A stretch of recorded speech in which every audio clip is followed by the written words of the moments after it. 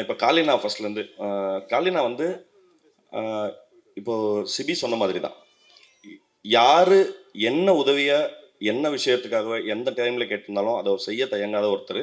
அது வந்து அவர் சொன்னது வந்து ரொம்ப மிகை போல தெரியும். ஆனால் அது அது வந்து மிகை இல்லாமல் சொன்னால் ஆக்சுவலாக அவர் எவ்வளோ சொன்னாலும் காலினாவை பற்றி கம்மி தான். அவர் கேரக்டர் எப்படியோ கிட்டத்தட்ட அவர் டேலண்ட்டும் அப்படி தான். நான் வந்து நிறைய சமயங்களில் காலினா வந்து அவர் பண்ணியிருக்கிற வெரைட்டி ஆஃப் ரோல்ஸை அவர் கிட்டத்தட்ட பெரிய கேலரியை கிரியேட் பண்ணிட்டாரு. நான் ரொம்ப ஷார்ட் ஃபிலிம் சமயத்தில் காலினாவை பார்த்து நம்மளும் இந்த மாதிரி ஆக்ட் பண்ணோம் அப்படின்னு சொல்லுவேன். ஆனால் அவர்கிட்ட கேட்டால் அவர் வேறு மாதிரி சொல்லுவார். ஆனால் உண்மை என்னென்னா உண்மையாகவே காலினாவை பார்த்து நம்மளாம் இந்த மாதிரிலாம் நடிக்கணும், இந்த மாதிரிலாம் ரொம்ப கான்ஃபிடென்ட்டாக எக்ஸ்பிரஸ் பண்ணணும் அப்படின்னு நான் நினச்சேன்.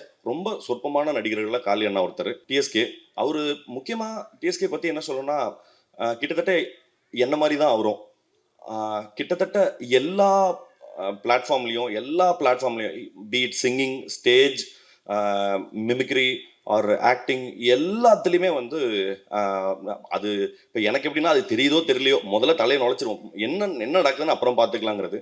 பட் அது ஒரு பெரிய ஸ்பிரிட்னு நினைக்கிறேன். அந்த ஸ்பிரிட்டை வந்து கடைசி வரைக்கும் அந்த ஸ்பிரிட் வந்து அவருக்கு பெரிய ஈல்டை கொடுக்கணும் அப்படிங்கிறது என்னுடைய மனமார்ந்த வாழ்த்துக்கள். எனக்கு தெரிஞ்சு இந்த படத்தில் முக்காவாசி பேர் ஆடிஷன் எங்களை டீ கடை என்ன பண்ணுங்க. ஏன்னா எங்கள் டீ கடையில் கூடின எல்லாரும் தான் இந்த படத்தில் மிக முக்கியமான பாத்திரங்களை நடிச்சிருக்காங்க. அந்த வகையில் நாங்கள் தினமும் பார்த்து பேசிக்கிற முகங்கள் சரவணன்லேருந்து நிறைய பேர் வந்து எல்லாம் ஒன்றா ஆரம்பத்துலேருந்து சின்ன சின்ன வேஷங்கள் பண்ணதுலேருந்து இவங்க எல்லாம் எப்படி வந்திருக்காங்கங்கிறது ரொம்ப.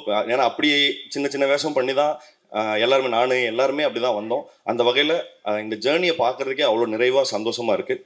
இமான் சார் வந்து நான் வந்து அவர் ஒர்க் பண்ண படத்தில் ஒரே ஒரு படம் தான், விஸ்வாசம் மட்டும் தான் நான் டயலாக் ரைட்டராக ஒர்க் பண்ணியிருக்கிறேன். பட் அவ்வளோ வெரைட்டி ஆஃப் சாங்ஸ், அவ்வளோ எக்ஸ்ட்ராடினரியான சாங்ஸை வந்து நம்மளுக்கு ஏன்னா ஒரு மெலடிங்கிறது வந்து இன்னைக்கு தேதிக்கு ரொம்ப குறைஞ்சி போயிட்டு இருந்த நிலைமையில் அந்த பேலன்ஸை டில்ட் பண்ணுற ஒர்க் வந்து அந்த வேலையை செய்கிற ரொம்ப கம்மியான பேரில் வந்து சார் இருக்காங்க. நானும் ஸ்ரீயும் பேசிகிட்டு இருந்தபோது புஷ்பவனம் குப்புசாமி சாரோட பெரிய ஃபேன் நான். ரொம்ப நாள் கழித்து அவர் வாய்ஸை கேட்குறது அவ்வளோ நிறைவாக இருந்தது சார். ரொம்ப ரொம்ப ரொம்ப நன்றி அவரை அக்னாலேஜ் பண்ணதுக்காக, ரொம்ப நாள் கழித்து அவரை திருப்பி கொண்டு வந்ததுக்காக.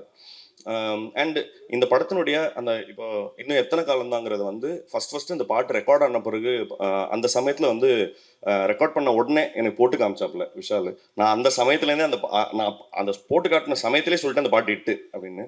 So super sir, brilliant. தலைவர் அர்ஜுன் தாஸ் அவர்கள். அர்ஜுன் சார் வந்து நான் வந்து இப்போ கைதி தான் முதல்ல பார்க்குறோம்.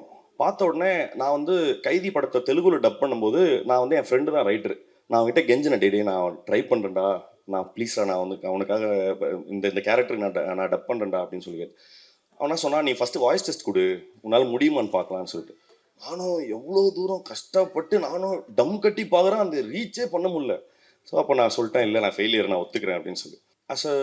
ஆஸ் அன் ஆர்டிஸ்டா நம்ம வந்து ஒரு ரோலை கையில் எடுக்கிறோம். பட் அந்த ரோலை ஓன் பண்ணுறதுக்கு வந்து ஒரு பெரிய சுப்ரீம் கான்ஃபிடன்ஸ் வேணும். அது ஃபஸ்ட் படத்துலேயே எப்படி இந்த ஆளுக்கு வந்தது அப்படிங்கிறது எனக்கு பயங்கர பெரிய ஆச்சரியம்.